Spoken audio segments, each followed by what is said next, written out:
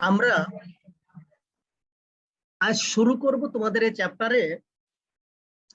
পরবর্তীতে জাস্ট যে কন্টেন্টে দেখবে একটা টাইটেল আছে, সেটা আছে যে জিওকেমিক্যাল সাইকেল আর বায়োজিওকেমিক্যাল সাইকেল, এরকম কিছু টার্ম আছে দেখো। তারপরে ফাইনালি আছে সেটা আছে environmental transformation of environmental pollutants, এই ধরনের কিছু বিষয় আছে। আমরা এই জায়গা থেকে আমরা কিছু জিনিস দেখবো। তো তোমার প্রথমে যে জিনিসটা দেখবো সেটা হচ্ছে বায়োজিওকেমিক্যাল সাইকেল। বায়োজিওকেমিক্যাল সাইকেল বলতে সাধারণত আমরা জানি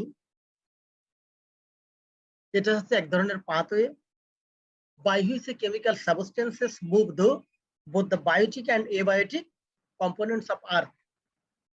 এই যে বায়োজিওকেমিক্যাল সাইকেল, এই জায়গাটায় কিছু বায়োটিক কম্পোনেন্ট থাকবে আর কিছু এবায়োটিক কম্পোনেন্ট থাকবে। এই দুইটা মেলায়ে তোমার আমাদের ন্যাচারাল সিস্টেমে এনভায়রনমেন্টে বিভিন্ন ধরনের সাইক্লিং কিছু প্রসেস সাধারণত ঘটে থাকে।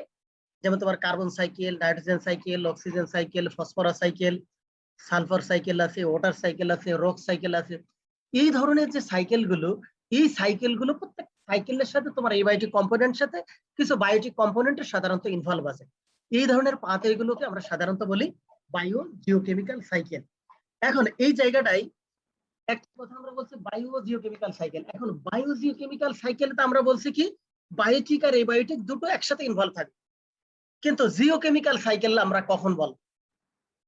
জিওকেমিক্যাল সাইকেলের ক্ষেত্রে একটা কথাই, একটা সোজা ভাষায় আসবে যে তোমার জিওকেমিক্যাল সাইকেলে শুধুমাত্র কেমিক্যাল ইন্টারেকশন থাকবে, ঠিক আছে?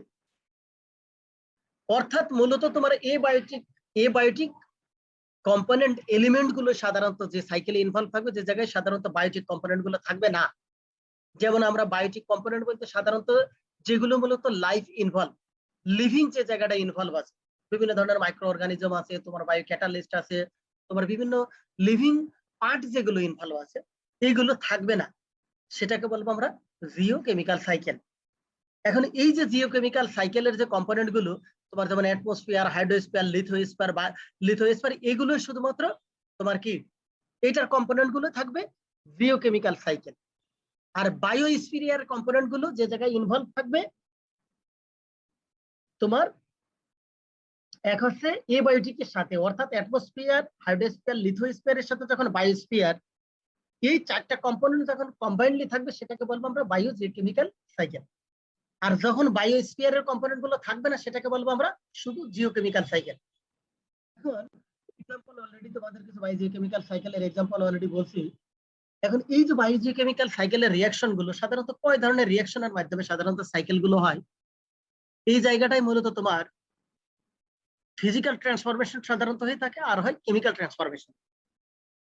আর সাথে তোমার কি ঘটবে, কিছু বায়োলজিক্যাল রিঅ্যাকশন ইনভলভ থাকে। এখন বায়োলজিক্যাল রিঅ্যাকশন গুলো সাধারণত কেমিক্যালের সাথেও কি থাকে, কম্বাইন্ডলি আকারে থাকে। এখন ফিজিক্যাল ট্রান্সফরমেশনের ক্ষেত্রে যে জিনিসগুলো ঘটে, যেমন তোমার আছে ডিসসলিউশন, প্রিসিপিটেশন, ভলাটিলাইজেশন, ফিক্সেশন, এগুলো আছে আমার ফিজিক্যাল ট্রান্সফরমেশনের কি কিছু পার্ট এবং কিছু সাব রিঅ্যাকশন আকারে, কম্পোনেন্ট আকারে থাকে। আর কেমিক্যাল ট্রান্সফরমেশনের মাধ্যমে যেমন যেগুলো থাকে biosynthesis, biodegradation, bio transformation, oxidative bio transformation, এইসব রিঅ্যাকশন গুলো সাধারণত কি থাকে আমার ইনভলভ থাকে।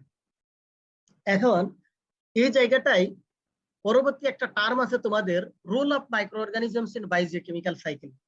আমরা বলছি যে এই যে মাইক্রো, মানে বিভিন্ন ধরনের মাইক্রো অর্গানিজম হোক, বায়োলজিক্যাল বিভিন্ন ধরনের এজেন্ট গুলো সাধারণত বায়োজিওকেমিক্যাল সাইকেলে ইনভলভ থাকে। অর্থাৎ বায়োস্ফিয়ারের যে কম্পোনেন্ট গুলো, অর্থাৎ লিভিং যে ফ্যাক্টর যেগুলো আমার ইনভলভ থাকে, এগুলো আসলে কিভাবে কি করেন। স্পেসিফিক এক্সাম্পল আছে মাইক্রো অর্গানিজম কিভাবে তোমার বায়ো জিওকেমিক্যাল সাইকেলে সাধারণত